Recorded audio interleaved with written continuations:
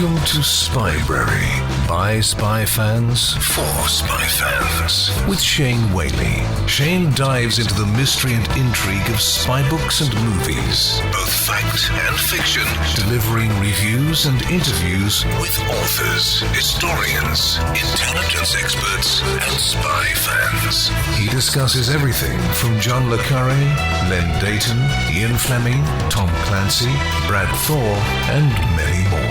If you love spy books and movies, keep listening. This podcast is for you. This is Spybrary. It's a brush pass, quick and simple. You are listening to Brush Pass on Spybrary. Quick reviews sent in by spy fans for spy fans.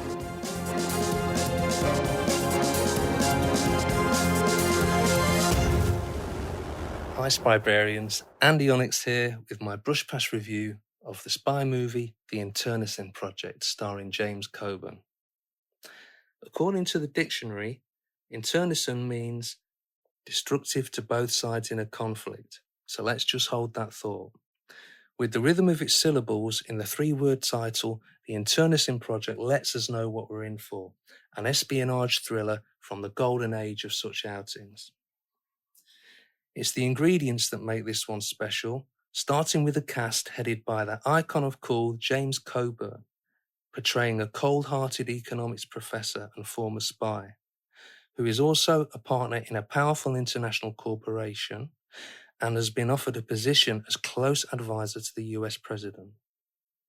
In order to take the job, Coburn plans a domino effect elimination of a group of 4 individuals with knowledge of his espionage past, as they've all served him as agents in the paid supply of intelligence.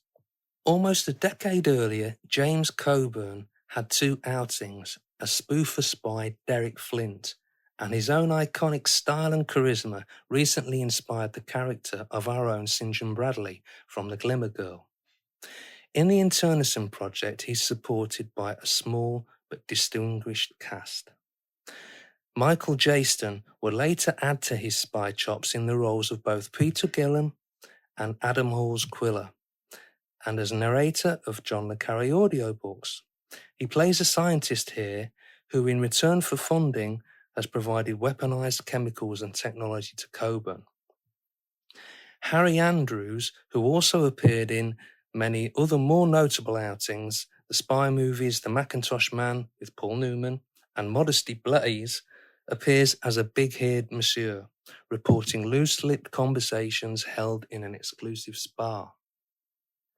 Ian Hendry had an earlier key role in alongside Michael Caine in Get Carter and plays a senior civil servant passing on UK government secrets.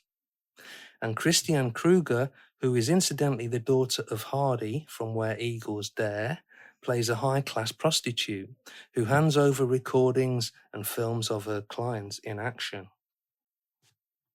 Outside of his targets, Coburn has a perfect, gorgeous in-your-50s pairing with the stunning Lee Hall, who would later play Damien's mum as American journalist and old flame who has watched his immoral ascent to power.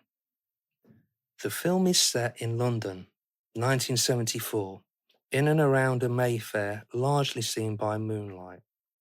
The nearest we get to gadgets that qualify the Internecine Project as spy-fi are the sonic assassination weapon supplied by Jaston's scientist and Coburn's opulent office, with its backlit map of London hidden behind a glass art screen.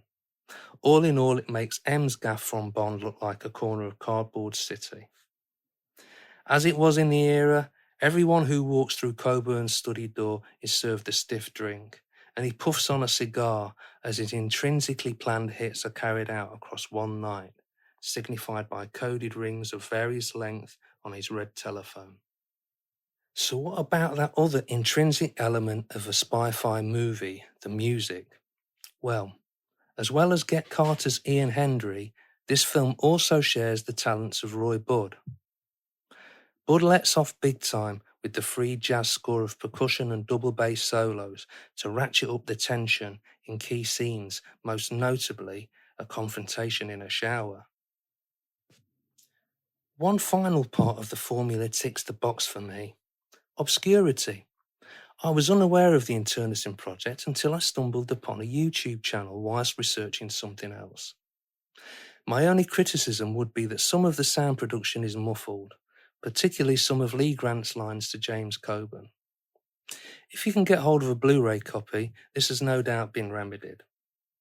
The couple share an exchange towards the end of the movie, revolving around his position as a non-elected aide close to power. So, if those almost perfectly prepared ingredients whet your spy-fi appetite, search out and enjoy the Internecine Project. Keep staying safe. Until next time, Onyx out.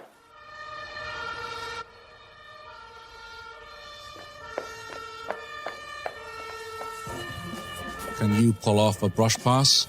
Send in your review to shane@spybrary.com.